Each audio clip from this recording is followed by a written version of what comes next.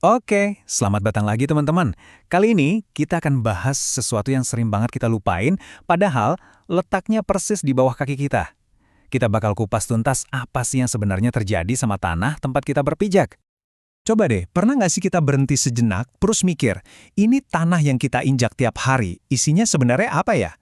Pertanyaannya mungkin kedengaran simpel, tapi jawabannya, wah, punya dampak yang besar banget buat kita semua. Oke, kita mulai bedah satu persatu ya. Biar paham betul masalahnya, kita harus mulai dari yang paling dasar dulu. Jadi, apa sih yang dimaksud dengan pencemaran tanah itu? Kalau kita lihat definisinya, pencemaran tanah itu adalah kondisi di mana tanah udah terkontaminasi atau rusak gara-gara zat berbahaya, baik yang padat maupun cair, masuk ke dalamnya. Tapi biar gampang, maksudnya gimana sih?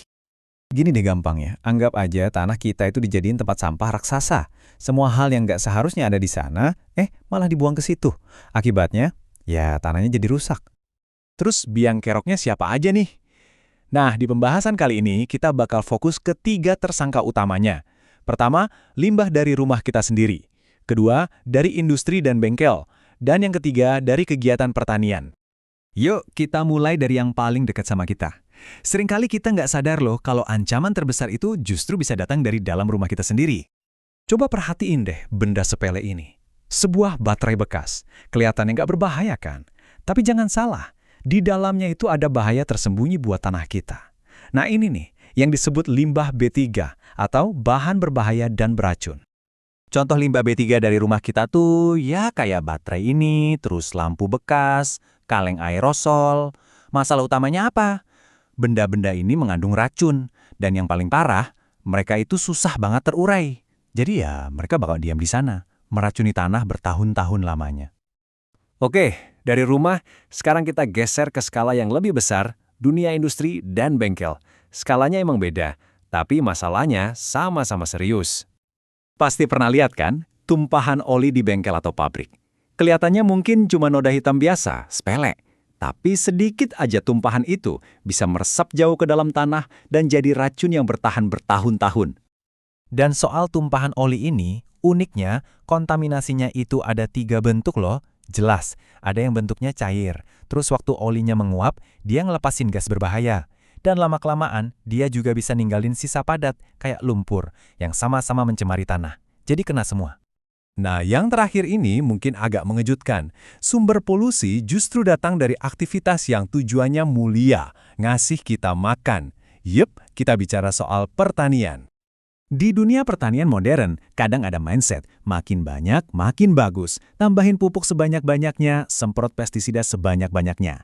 Tapi ini justru salah kaprah. Terlalu banyak sesuatu yang baik malah bisa jadi bencana buat tanah kita. Jadi, intinya begini. Saat pestisida dan pupuk dipakai berlebihan, bahan kimianya itu nggak cuma diam di permukaan. Enggak, mereka itu meresap jauh ke lapisan tanah, mencemari semuanya, dan akhirnya menyebar kemana-mana. Ini yang bahaya. Pada akhirnya, inilah kenyataan yang harus kita hadapi. Keadaan tanah yang sudah tercemar. 3 kata ini aja udah cukup buat merangkum semua dampak dari yang kita bahas tadi. Oke, kita udah lihat nih dari mana aja sumber polusinya. Sekarang coba kita tarik napas sebentar, kita rangkum lagi, biar makin jelas apa aja yang udah kita pelajari. Jadi, alurnya jelas banget kan? Dimulai dari hal-hal kecil di rumah kita, kayak baterai dan aerosol. Terus lanjut ke bengkel-bengkel dekat rumah dengan tumpahan olinya. Sampai ke lahan pertanian dengan pestisida berlebih. 3 jalur utama ini semuanya mengarah ke satu hal, pencemaran tanah. Kalau digabungin, semua tindakan ini, mau yang kita anggap kecil atau besar, pelan-pelan mengubah tanah di bawah kaki kita. Dari yang seharusnya jadi sumber kehidupan, malah jadi semacam waduk penampungan racun. Itu gambaran besarnya, dan jujur cukup menakutkan. Dan sebagai penutup, saya mau tinggalin satu pertanyaan buat kita renungkan bareng-bareng. Sekarang kita udah sedikit lebih tahu nih, apa aja yang mungkin tersembunyi di bawah sana. Pertanyaannya, bagaimana kita akan memilih cara kita melangkah di bumi ini ke depannya? Coba deh, dipikirin.